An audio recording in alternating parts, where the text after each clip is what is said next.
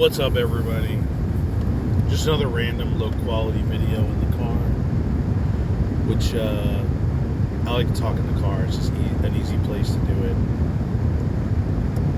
I wanted to make some more topical videos. I had read the intro to The Culture of Critique. I also wanted to I'm highly entertained by Eric Stryker's analysis, quote, analysis, unquote, of stuff, so I was going to make a video about that. What other videos was I going to make? I don't know. One thing or another. Oh, like interacting with Autopoll. Maybe a couple other things, but I have a hard time getting at a computer. Those are my higher quality videos, when I can actually show stuff on stream. It's less quality when it's in the car, but it's kind of more productive because you really don't waste any time. But I have been busy with life. I'll continue to be, so I won't get as much time to make low quality videos as I normally do, but that's fine. Like, most YouTubers don't make videos that often. Some of the best YouTubers make like one video a month, but some of them are professional and such. Anyway, I just pulled up a random headline. This is sort of topical. The Waukesha guy, he's pleading insanity, which people get upset about because they see it as a kind of get out of jail free card. Like, oh, I'm going to plead the Twinkie defense and get out. Which I understand, but in reality, that's really not the way it works. You get arrested, you get off on the insanity plea for murder, you're still probably going to be in facilities for decades. And while there's examples of people getting out, people think it's cheating the justice system when people make some ridiculous claim in their defense. But they shouldn't. You have a right to a defense in a trial, even if you're caught in the act, like you're caught red-handed, literally, like your hands covered in blood. Doesn't matter. You have a right to defend yourself any way you see fit. You even have the right to represent yourself, Ted Bundy style. So the fact that people take advantage of this, it's their right to do so. You have a right to claim insanity. You might be denied it. So when people get upset, like, oh, the justice system is so rigged, maybe in some ways the justice system is fucked, but this is something that white nationalists do. Like, oh, this black murderer is pleading insanity, it's the anti-white system, he's getting off. It's like, no, he hasn't been convicted yet. He hasn't been punished yet. I don't know if you noticed, but we don't really lynch people these days. We let them take a couple of years in the justice system. Like, that's just the way it works. And we still get it wrong sometimes. And railroad people, black and white. So, but these guys, like the NJP guys, they're exploiting every black on white murder that they can find to try to rile people up. This is something I cover pretty extensively on my channel.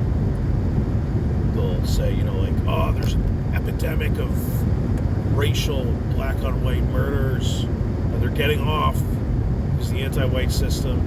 They're just trying to rile people up, to antagonize them and motivate them to be activists and recruit people. So honesty, yeah, that's optional. Honestly gets in the way for these people. Like, it would, these guys could be doing a good service by actually providing an objective analysis, but that's not what they're doing. Which reminds me, the video I was going to make about Eric Stryker is, he had some post about Patriot Front getting arrested up in Idaho for doing the riot thing, or that's what they were arrested for. And there was a lot of angry posting about this in far right wing media. And there was a lot of angry calls to the cops. And there were all these dumb posts about like the police chief was trained in Israel for anti-terrorism, so like obviously there must be something to that, right? It's Israel's fault. They stitched up Patriot Front, the Mossad, and so they got all these hate mails and hate calls, and the police chief said like, yeah, half of the calls were saying like, good job catching the bad guys. The other half of the calls were hate calls and death threats and shit.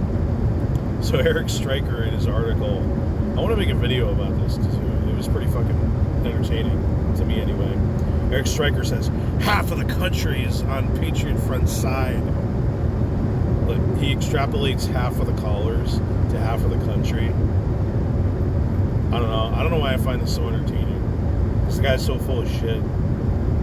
It's literally entertaining to me. And he's the best at it. He's the best at coming up with this bullshit. That's why his name is Eric Stryker, named after Julius Stryker of the Third Reich, who he's emulating. What other shit has Eric Stryker said lately? I don't know.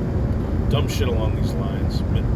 I'll have to like do another video about him if I get around to it. I also mentioned I actually sat down and read the full intro to The Culture of Critique,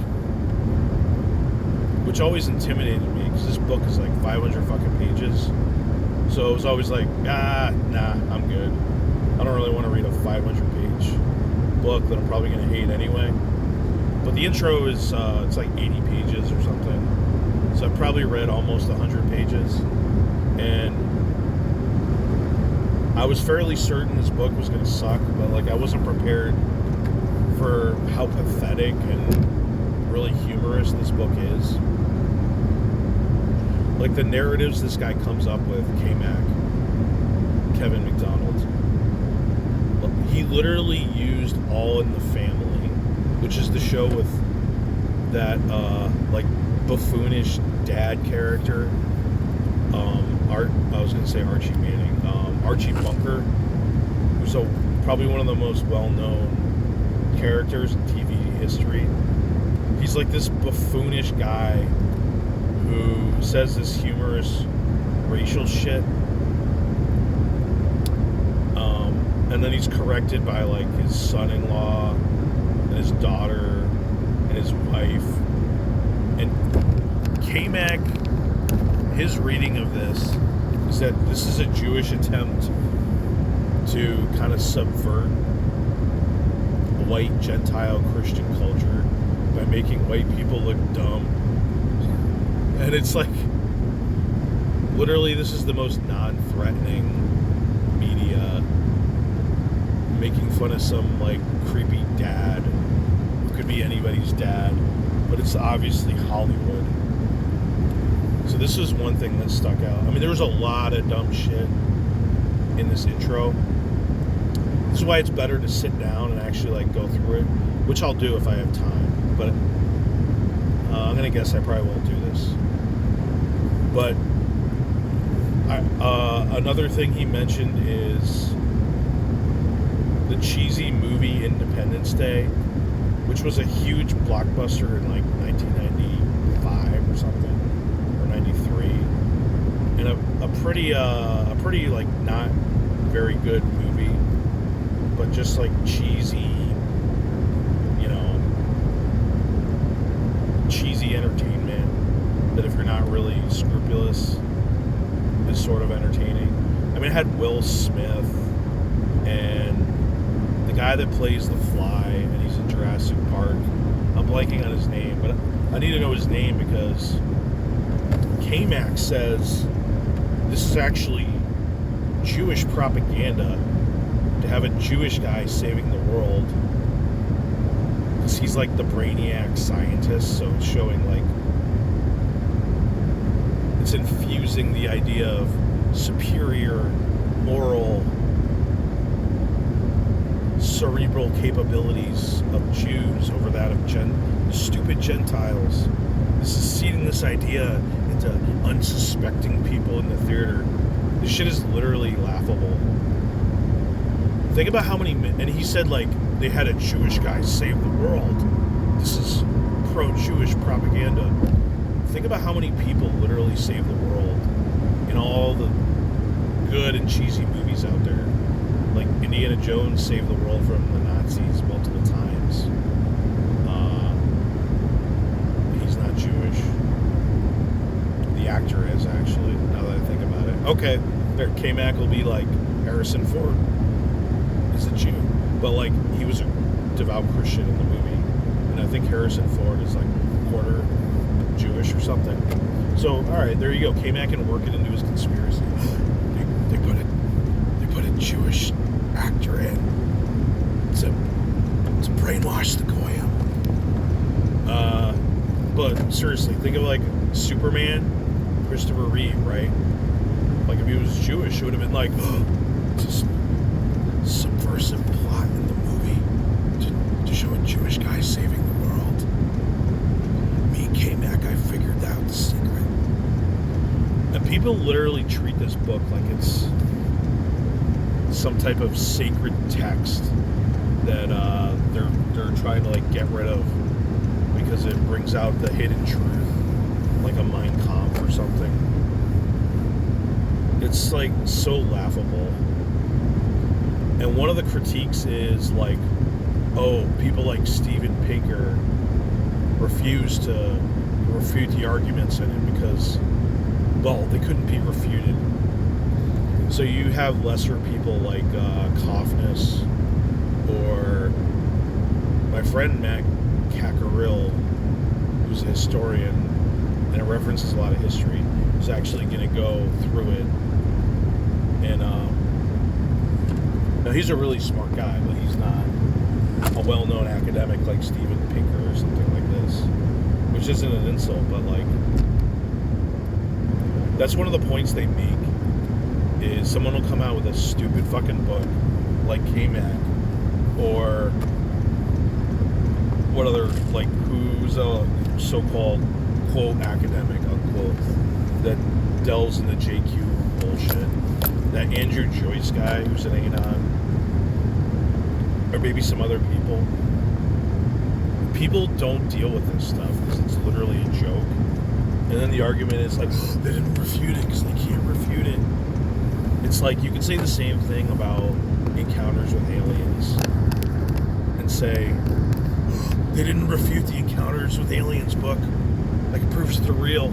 It can't be refuted. It's laughable and entertaining. So anyway, I think I said I was going to talk about something else. Oh yeah, Otto Pohl. He's lame, and I'm running out of time right now, so he's lame but funny. So I might, if I get around to it, do a video on him, although probably not. I just did this to kill time in the car, y'all, so anyway, everyone have a good day.